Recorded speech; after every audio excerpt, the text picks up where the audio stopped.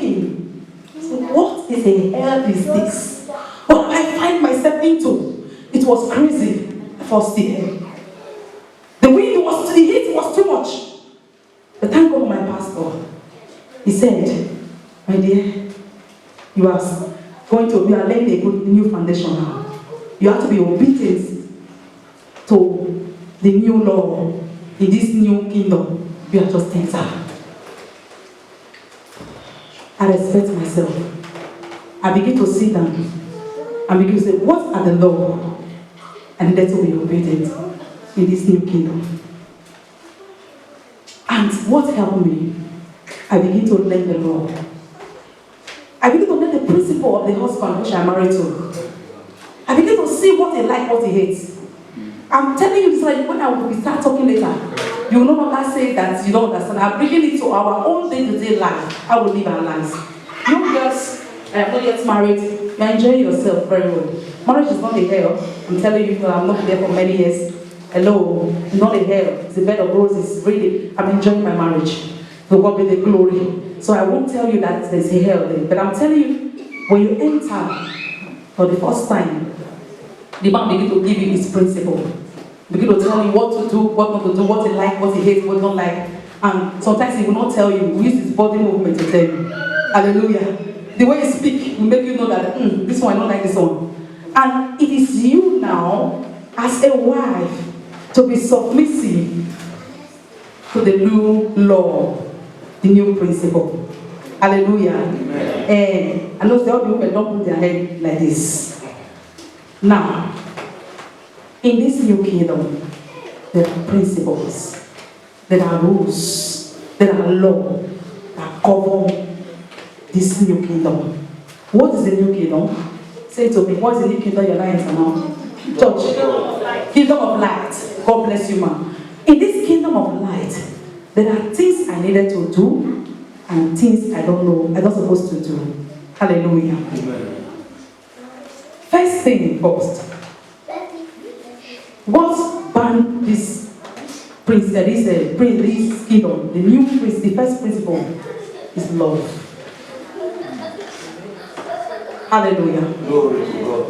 The first principle I need to have in this new kingdom is what? Love. I'm teaching today, I'm not preaching. Hallelujah. Amen. Is what? Love. Is what? Love. Is what? Love. This love, not the one where I love my husband. No. I told my husband always, I love Jesus more than you. If you like, you verse. The first love of my life is Jesus. If I don't love Jesus, I will never love you. I tell people all the time that what kept me in marriage is not love, this kind of love. It's the love of God. The more I love God, the more I love my husband. That's the secret. When we were 10 years anniversary, we asked him, I said, do you know what kept me? It's the fear of God and the love I have for God. Nothing kept me. And I know I will sit down before you one day and begin to tell you, in my 50 years of marriage, I will tell you that it is not love. What is this love? Love is unconditional. It's not because Allah Sister Alamide love me, I need to love her back. No. The love is what I don't deserve. It's a thing I did not deserve. Remember in Colossians we are reading, he said, they translate us from the kingdom of darkness to the kingdom of light of his dear loved son. I did not deserve it, it's not my work. In Colossians chapter 1, verse 12 to 14, we read, he said, he transformed us, he rescued us from the dominion of darkness into the kingdom of light of his son who loves us. Agape. Love. In 1 Corinthians chapter 13, he said, love does not look at your error. I saw innocent do. I saw brother Jebu do. I saw Loretta do. No, it does not count your errors. Because if it counts my errors, like my brothers and sisters, I won't be here. Love is a principle. If you love God and you love your brothers and sisters, God will bless you. He said, thou shalt love the Lord your God with all thy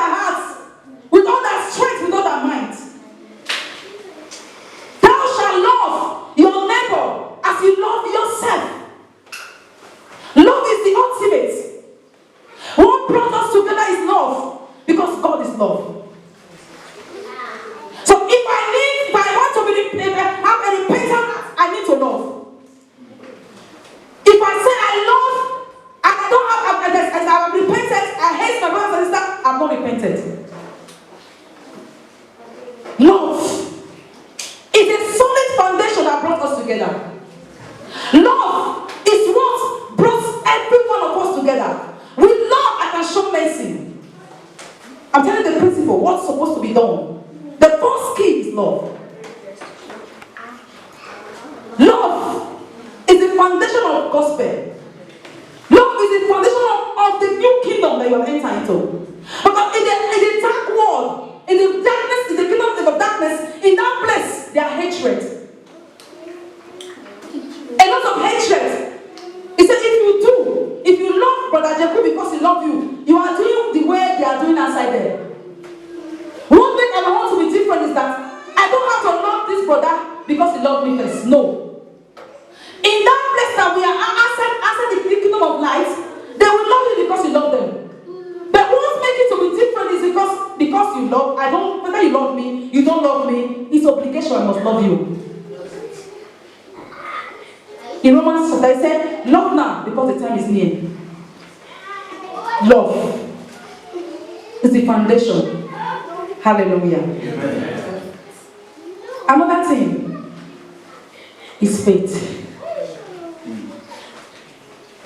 Faith. When you are entering into this kingdom, you have faith. It is by faith you believe that Christ lives. Let me tell you, faith, I define it to become a conviction. Because Abraham was convinced with the voice he heard. Faith comes by hearing the word of God. But faith without work is dead. Why are we not putting our faith to work? Because we are not convinced. So faith is conviction. That is the definition I define it. It's a conviction. You are convinced that this new kingdom will do you well. You are convinced that this new kingdom, everything shall turn around for your favor. This new kingdom, my life shall be transformed, not for evil, but for good. In this new kingdom, my life will be better than the way I was before. In this new kingdom, I will be able to stand before Christ on the last day in this new kingdom. In this new kingdom, it's more powerful than the kingdom where I was before. And even when they raise their ugly head with the face I have, this kingdom will dominate that kingdom. Faith. Without faith in this kingdom, it is difficult. Love is good. Where is your faith? They loved Jesus, the disciples. But when storm arose, the love, they dropped it at the corner and they begin to run. Faith makes you to stay. Faith brings trust. Faith gives you confidence. Faith gives you hope. I have hope. Faith makes me to believe. I believe on the man of God. When he speaks, I believe. Even when I don't see it, I believe. It is faith. When you are in any relationship in the body of Christ, you don't have faith and believe on that person, you are wasting your time. First you will love, and you have faith. Another thing is mercy. Showing mercy. Let me tell you, forgiving people is not enough. You have to be forbearance. Why do I use that word forbearance? Because Brother Cook offended me yesterday, I forgive him. I should have it at the back of my mind, he will do it again. Forbearance helped me to forgive him again. If good news offend me now, if you need them and say, sorry, Mama, I know in my mind that he will do it again. So what will make me to forgive is forbearance. Tolerating one another in this kingdom. Am I blessing somebody? Yes, ma'am. Another thing, unity. In this kingdom, unity. In 1 Corinthians chapter 12 from verse 12 to 14, he said we are one body. I need you. You need me. Brother, I need you. Don't say because you just come early to this church. This is your second Sunday. But I need you. There's a place you need to stand for me, and I cannot stand for myself. Tabernacle cannot be and go to anywhere without you, sister, as you are looking at me. Unity. Power! Unity. Lord, bind unity together.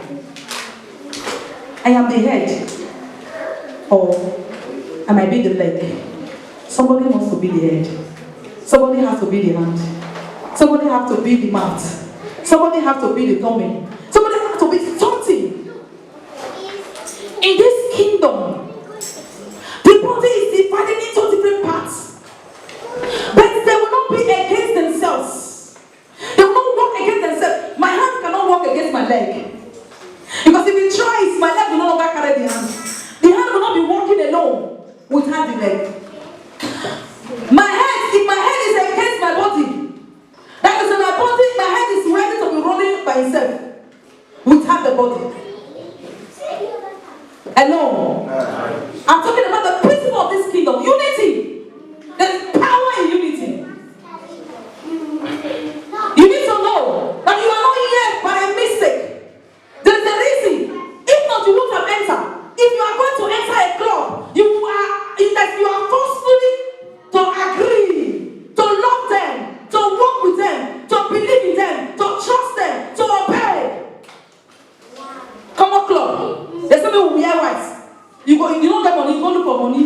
You go borrow. You go borrow somebody that close here. I've been on the soul of the two one. Just to be united in uniform. Some people who are carrying on. We are going to this club today. This is what we are going to wear. Or we are going to give somebody money. And this is the amount we are going to do. You will go and look for. If you know this one people, they will go and look for. I'm not fish there. The discrimination is not commercial, not come. But there are things that is needed in this body. And you feel it. Unity. When you see a brother is not doing it well, you will encourage him later, you correct him. Unity. When the man of God is prophesying the altar, you are there, watching your phone. You are disconnected. Unity. In this kingdom that we have come, I need love. I need faith. I need mercy. I need unity. Unity is powerful. When we are praying together, if you are not aligned with me, you affect me. You can be a stumbling block to that prayer. If you disagree with whoever that is praying, that prayer will not work. Go and ask Achan. Only Achan made the children of Israel to die in war. Only one person. Thousands of people went to the war and they died because of one person, because he healed Augustine. I need your agreement. Amos say, can two work together unless they agree? Unity. When I see this brother falling, I will look for someone. Instead of me to mock at you, brother, I will look for me, Mr. Peter, say, can we help this brother? I want him, he was not like this before. You need to rise. There is a collective work. A collective work. Making sure to rise. When you know that when there's trouble, you enter and you will scatter everything. Unity is powerful. What brings power? What makes manifestation of the power of God in the house of God is unity. When we are speaking in the altar, if you connect with us, you will see it flowing. But if you are speaking to us and where our mind is somewhere else, the man of God will say, I prepare, but he will struggling. Please, the walking around is too much. Hallelujah. Unity. Another thing, generosity.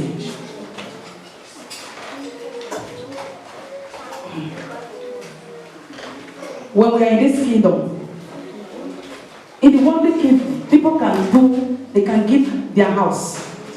They can give the extra mind just to make a brother or sister happy. In this kingdom, if you want to be blessed, if you want to increase, there is generosity.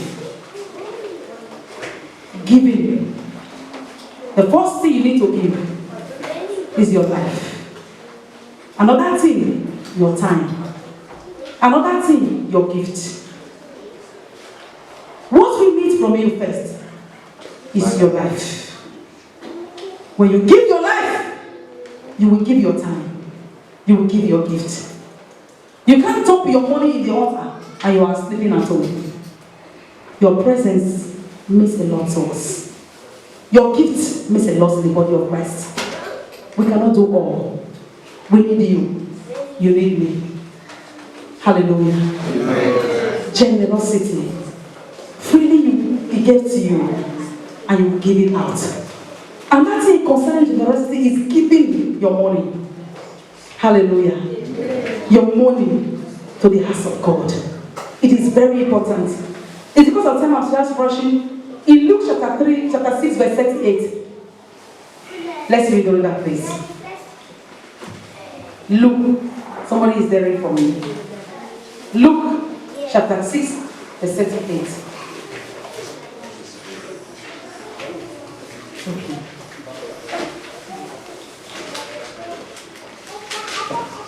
Luke chapter 6, 38. verse 38. Give, and it shall be given unto you. Yes. Good measure, pressed down, and shaking together, and running over, shall men give into your bosom. For with same measure that ye meant wither, it shall be measured to you again. Hallelujah. What does the Bible say? Give, it shall be given unto you. But if you don't give, who will give unto you? Always want to receive. Let me tell you, in this kingdom, we need money. There's nobody that runs any organization without no money. It's not true. We don't push money in this church, we don't say it. But I cannot talk about the principle of the kingdom without talking about giving. Remember, your life, your gifts, your time, and your money. It is needed. We can't run this place without no money. If not, the land will throw us out. If it happens that 1 month ends that we wouldn't pay, that man, the way the man and I be, he will throw us away. Or you come here everywhere, don't cause the lights. How about the talk now? You cannot hear my voice. I don't have that sharp voice. What is helping my ministry is this mic. What if they cause this light? Will I see chat the way I'm chatting now? Mr. Ferris cannot come there. What is he going to play? He will talk to choir then with clapping hands. Because only the drum cannot help us. When you play the tambourine too much, there's no way tambourine can play the sound of the keyboard. Hallelujah. I came to know something. People give to ask them more than in the church. Their mindset is that my pastor is the money. To God be the glory. And God will ever be praised forever. We are walking. And our work will not stop in Jesus' name. Amen. We have been working in this country. One of us have been working up to 17 years. And by God's grace, I've been working since 19 years in this country. By God's grace. What am I saying? That we need each other. We need to give in this kingdom. What you needed to give money for, don't pray. Yes. You are a blessed man of God on 3 days fasting. He's fasting and praying. And God is saying, Brother Jacob, this is where you tell one of God may go fast. It's not be fasting. Now money that you need to save for this thing that needs to be happen. You say, I beg you, I need to pray. You are fasting and praying. And God is saying, just give. And that seed, that little time gesture you just did, your life will be transformed. We were in a service one day. I was having the last 50 euro. And God was telling me, drop it. I was driving with it. But immediately I dropped it. I was about to come out. Man of God said I should sow 50 euro into your life. I know God. Tears run out of my eyes. I said, you were allowing me to lose what I'm having. It was just testing me. Sir, I tell you, I was having nothing. The last 50 euro I was having. Immediately I dropped it. When I came out, I said, God said I should give you 50 euro. I cried. I said, God, this is you. There are times in life that you give your last. I tell you the truth. I have tried it. But if God is not telling you, don't do. If you are not led, don't do. Don't do because people are perpetuating you to do it. I tell you the truth. But if you are led, that God that blazed in your heart will embarrass you with miracle. There is no way the devil will tell you to give in the house of God, unless he's going to draw something evil out of that giving. But in this kingdom, there is giving. Because of time, I have a lot I wrote down. But one thing, in Proverbs chapter 11, 24 to 25, let's read that concerning giving.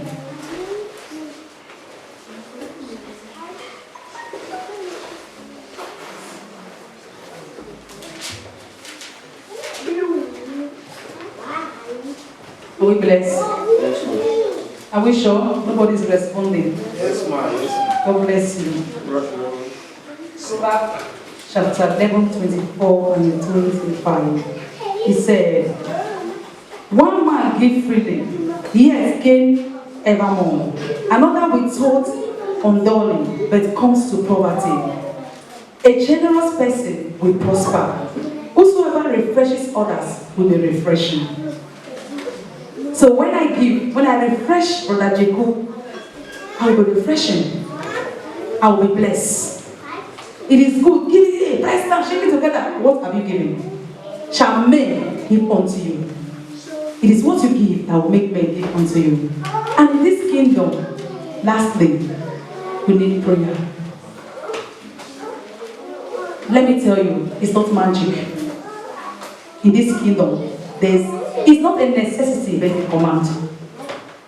Prayer is not a necessity. It's not because it is necessary to pray. No, it is obligation to pray. If you are a Christian, you don't pray. That is to say, you are pride. You are pride. Because it is humility that breaks you because you cannot do it. That is why you are asking of someone that can do it for you.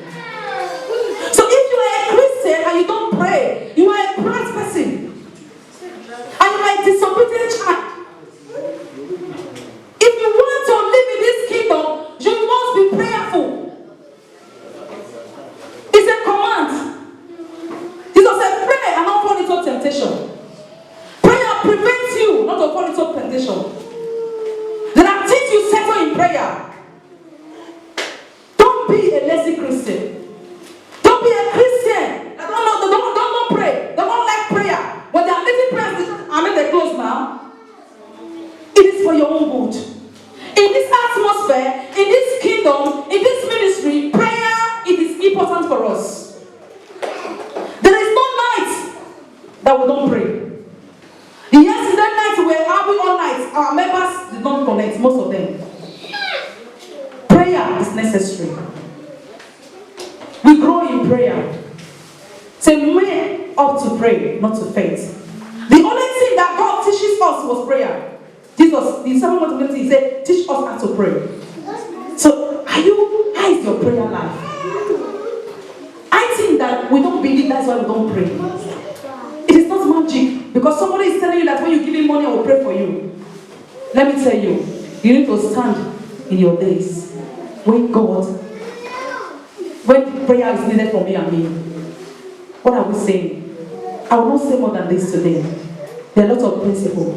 Having said this, one thing that will make you to receive the blessing is obedience. As we were reading this morning, it's not 1 Samuel chapter 2 verse 30. My heart broke. God said, I will honor those that honor me, and I will despise or I will disdain who dishonor me. Obedience is a submissive to an authority. Of laws to an authority. Of laws. Kingdom, you must be an obedient child. If you want to be a member of Tabernacle of Love and Mercy Bible Church, there are doctrines in this church. Because you are still here, you will obey. If you don't want to obey, you're not supposed to be here. Hallelujah. Obedience is better than you coming to church every Sunday. You can be coming to the church of every Sunday, but you are disobeying the rules and regulations. Even in your department, even the pastors, even the leaders, you are a disobedient child. Nobody disobey them in the kingdom of darkness. They will strike them. We are serving a mercy Father, yes, but we come, the hands of God that are full of rebellious. People do things anyhow, there is otherness in the house of God. No regard, no respect. Before you respect people, you must also look at their hierarchy. You look at their age. Obedience is submission to the authority, for the rules and regulations. But this principle, God said I should love, I will be obedient to love my brothers and sisters. I should have faith, I'm obedient. So what work in this place, in this kingdom, is obedience. It's better than your sacrifice. He said, as men that is willing and obedient, we heal the good of the land. Do you want to be blessed? Just obey. Rise up on your feet. Hallelujah. Trust and obey, for there is no other way to be happy in Jesus. Then you trust and obey. Trust and obey, for there is no other way to be happy in Jesus. Then you trust and obey. Trust and obey. There is no other way to be happy in Jesus. Let us trust and obey. Before we pray, we are going to sing the song as we made it. Cast me not away from your